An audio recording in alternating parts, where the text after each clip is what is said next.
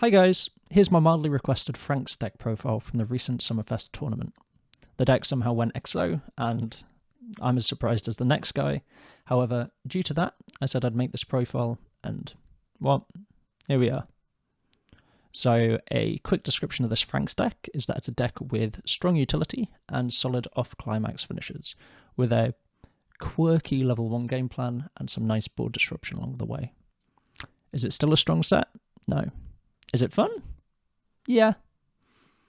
So, diving straight in at level 0, there are two main areas. Firstly, your free plussing. This includes your 0-2 clean cut, which is a pretty thick 3k cross turn, with a downside of it can't stand if it's on its own. With a clean cut, that's pretty irrelevant. And then you have your 2.5k Zorome Mill Runner. This will generally survive turn 1, assuming you hit. Second area of your level 0 game is your utility, which, if you've had a look at the deck log, has a ton of options. One of the key parts of most of them is deck speed at various timings. As a large amount of time, you'll have 2 or 3 open lanes each turn. This means if you allow yourself to get in a bad deck state, things can go downhill incredibly quickly. So first up, you have 2 of this hero with on play, pay 1, clock 1, salvage a level 1 or lower, which also has on play, mill 2. If you hit a climax, he gets 3k. So this is nice main phase mill, and the first effect can get you out of level lock, as well as just generically being a plus, and it is occasionally a mild beat stick at 5k when it hits a climax. Next, you have 2 of this Goro, which is on play, pay 1, ditch 1, search, which also has, on reverse, mill 2. If you reveal a level 2 or higher card, you can put them to stock. As there's a fairly large amount of 2 and higher characters, it does go off fairly often, but the main feature, if you will, is it acts as a battle phase mill, allowing you to leave milling until your second or third attack, depending on your board setup. Next, you have your 0-2 salvage brainstorm. It's a salvage brainstorm. I run it at 1, as I don't own more of its foils. I'd likely run this at 2 over the red Miku, which will be next. However, finding it when I need is honestly rarely an issue, as the rest of the deck already has so much mill, and I run a lot of doors, so again, you can grab it when you need. Now, this is the aforementioned Miku. It has on play, reveal top, if it's a character or event, add ditch, and on attack, pump any character 1/5. So this is mainly there for an extra attack power boost if you need to get certain power lines to get a clean cut or finisher off. However, the free filter has came in very clutch here and there. Still, it's honestly the weakest card of the level 0 lineup, and as I said, a brainstorm would likely be a better use of this slot. Following that, we have 2 of this Ikuno, which honestly is my favourite 0 of the set, which has on play, ditch a card from hand, add a card from clock to hand, put the top card of deck to clock, and it also has pay 1 double trigger.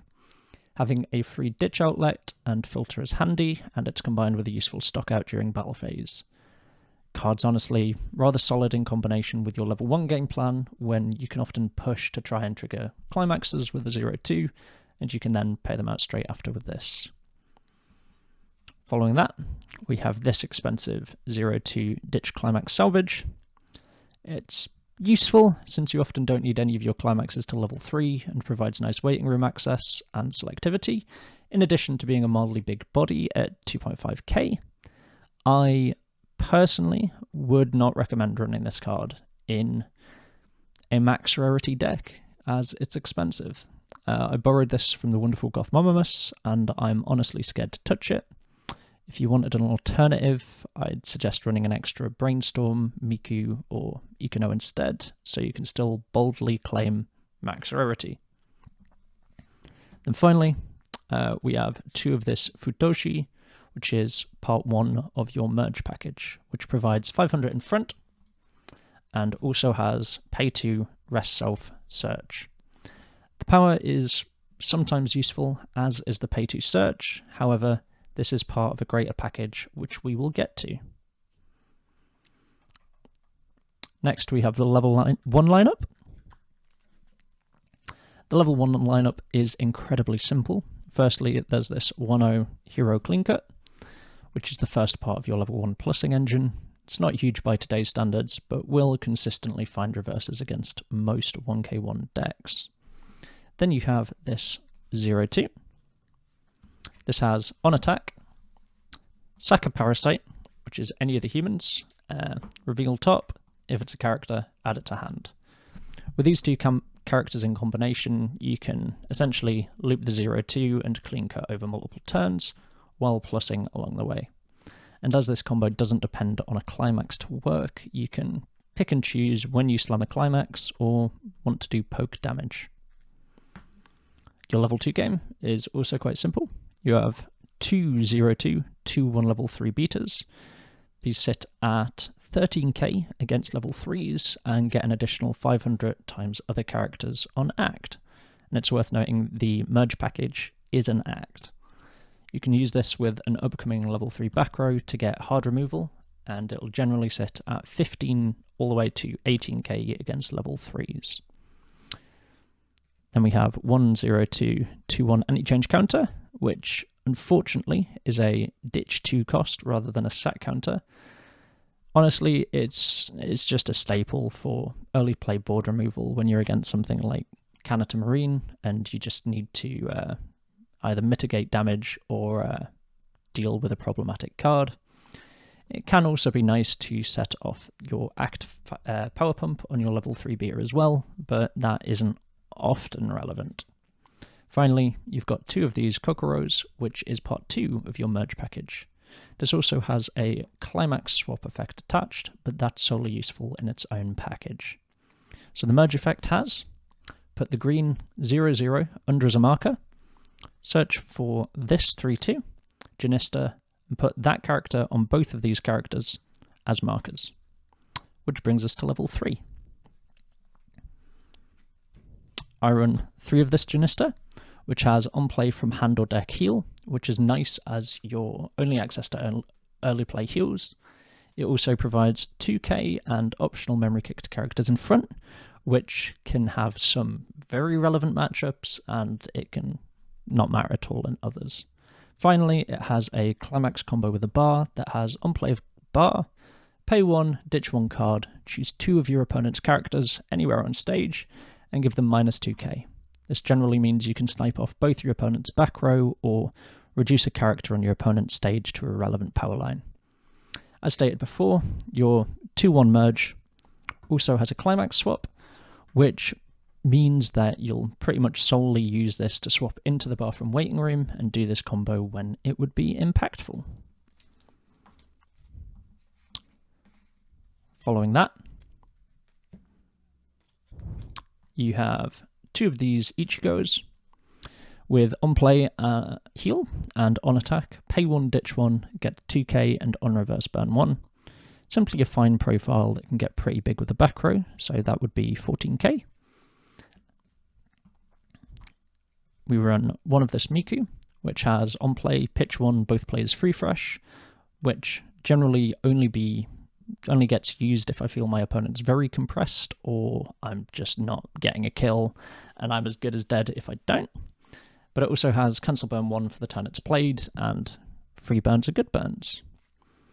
Then we have 1 of this Lauren special, this 3-2 Argentia, which has on play salvage its specific wind climax and gets 1k, as well as a combo with this, which lets you have end of attack, pay 1, ditch 2, sack the climax, restand.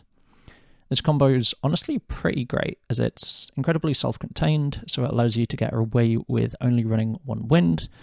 It doesn't require a reverse. It's really great for soul modulation of other lanes by sacking off the climax mid-attack phase, and it also lets you have soul modulation with itself with the back row, as you can choose to memory kick the opponent on the first attack, restand, and then you've got another swing for 3, or a front for 2 if you don't want to memory kick, or a side for 1.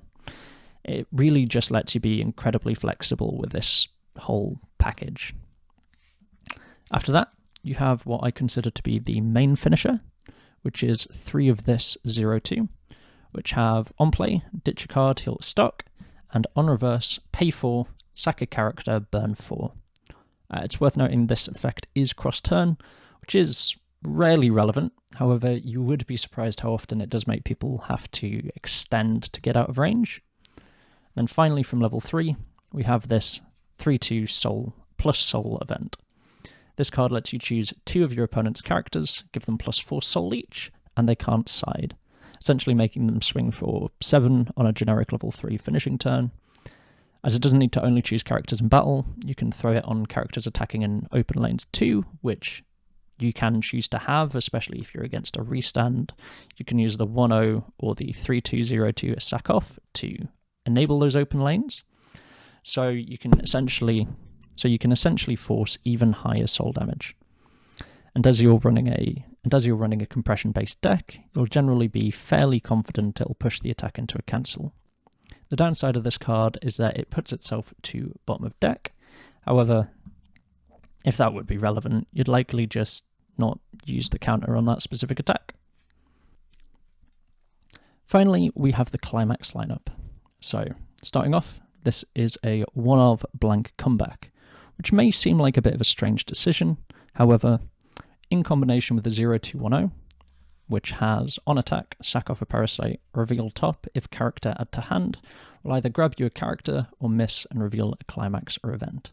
As you mainly run comeback triggers, a miss can often feel quite nice as it provides useful waiting room access and selectivity. And as the deck has quite a nice selection of stockouts, it's rare that they do end up completely stuck in stock.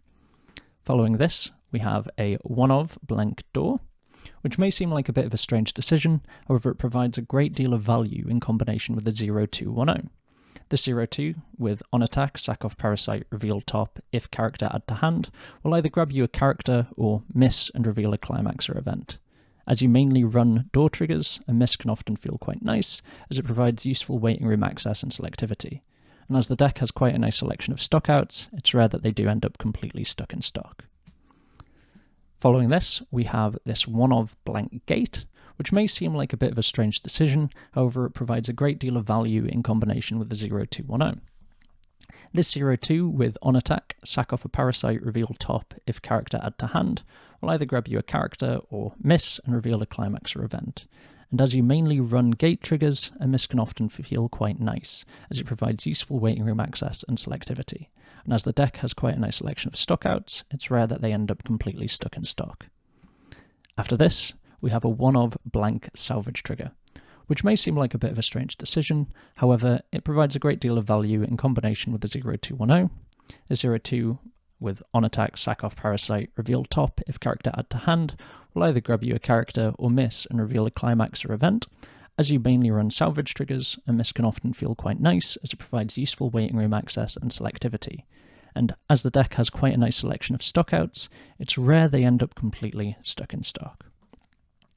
Following this, we have a 1-of blank red restricted choice, which may seem like a bit of a strange decision. However, it provides a great deal of value in combination with the 0/2/1/0.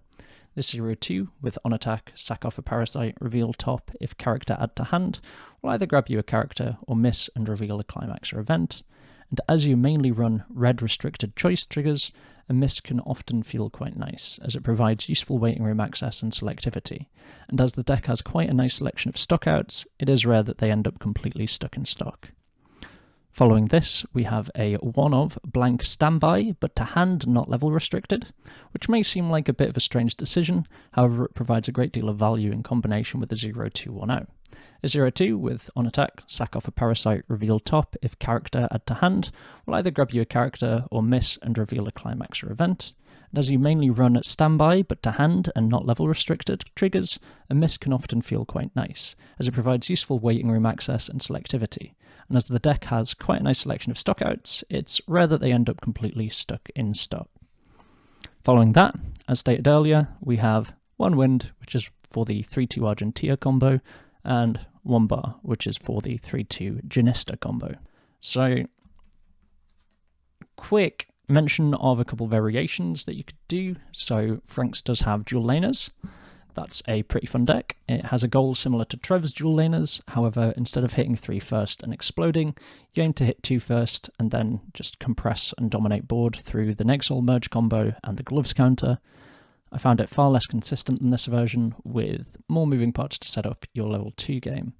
Unfortunately, a couple Nexol bodies, they're just not enough to mitigate the lack of damage in your early game, and there's more than enough board removal to just play around them anyway. Then you have the 1-0 combos builds. So this is the more generic build. It's not too dissimilar to this, with a higher focus on getting off your level 1 combo. As such, you likely run a higher number of utility and less like free plussing at 0. However, as both options for your level 1 combo choices are on reverse and on weak triggers, which is a stock soul and a shot, I am just not a fan. And then you have the army deck, which I have honestly not tried. Try it and let me know how it goes. And yeah, that was my Franxx deck profile. So shout out to Alex Hodges for baiting me into making this, Hillary for lending me the shiny SP for Summerfest tournament, Rich for selling me the deck in the first place, and all my Summerfest opponents. I genuinely did have a really wonderful time, and I'm looking forward to the next one in the winter. But other than that, I will catch you all in a bit.